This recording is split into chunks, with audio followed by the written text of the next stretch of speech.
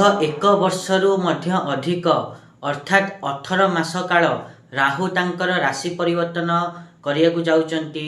राहुंकर ही राशि परिवर्तन जोगु जो व्यक्ति माने मकर राशि अटंती तांकु कौन सबु फल मिलिबो से विषय आज आम आलोचना करिबा आज भिडियो रे। नमस्कार, मु सुआशीष पुनः स्वागत करुच्ची मो यूट्यूब चैनल को। आज आम आलोचना करिबा कि जो माने मकर राशि व्यक्ति अछंती सेमानंक पई राहु 18 मे 2025 रु नहीं 5 डिसेम्बर 2026 जाए द्वितीय भाव में गोचर करिया जाउचंती। एही दीर्घ समय धरी राहुंक गोचर जोगु मकर राशि व्यक्ति मानकर जीवन में कौन घटिबो से विषय तो आज डिटेल्स रे जानिबा। ता पूर्व सबन भली गोटे रिक्वेस्ट करिया चाहिए कि जो मैंने भी एजाए चैनल को सब्सक्राइब करना सब्सक्राइब करंतु आ पाखथिया बेल आइकन को मध्य प्रेस करंतु जहाँद्वारा कि मु आगो को जहाँ भी किसी वीडियो देवी ता नोटिफिकेशन आपण मान को ठीक समय मिल जिवो। जदि आमे मकर राशि कथा कहिबा ताहले मकर राशि जिते सब व्यक्ति अछंती तांको पई राहु द्वितीय भाव में गोचर करिवे एवं द्वितीय भाव में गोचर करिया जोगु आपण मान को बड़ व्यावसायिक सुख प्राप्त हबो।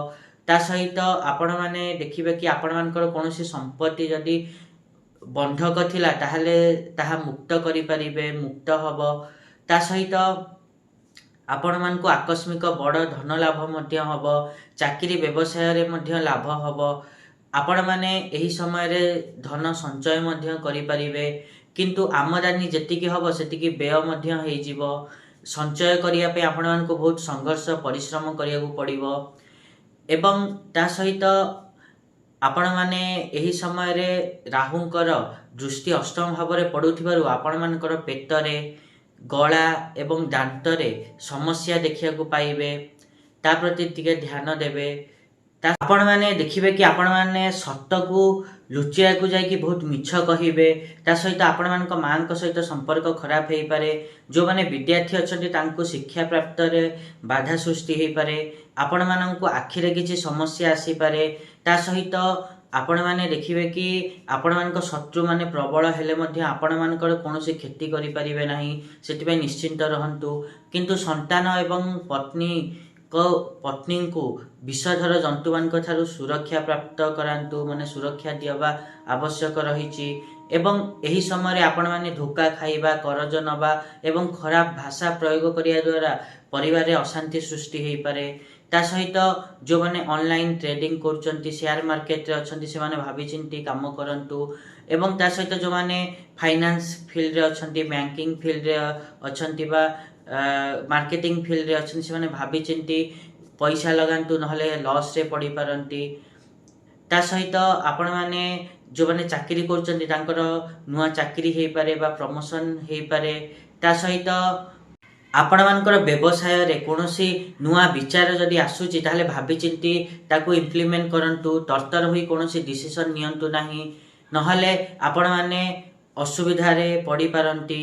तापरे आमे राहुंकर जदि दृष्टि कथा कहिबा ताहले राहुंकर तीनोटी दृष्टि रहिची, पंचम, सप्तम एवं नवम।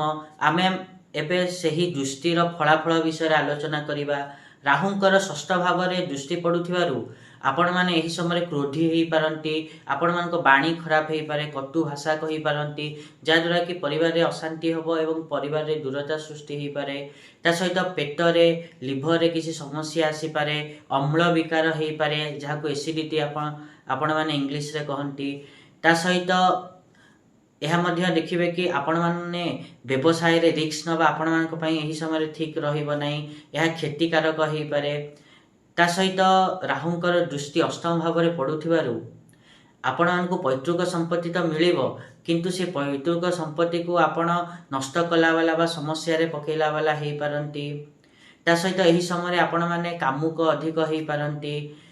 ता सहित एही समय रे देखिबे कि आपण माने कुसंग रे पड़ी पारंती, सेति पई कुसंगरु निजकु दूर रे रखंतु।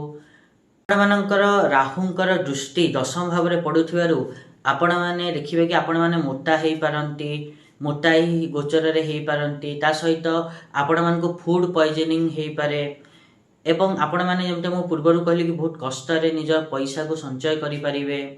एटा थिला मकर राशि व्यक्ति मानक पई ରାହୁଙ୍କ ଗୋଚର କିଭଳି ରହିବ 18 ମାସ କାଳ ତକ।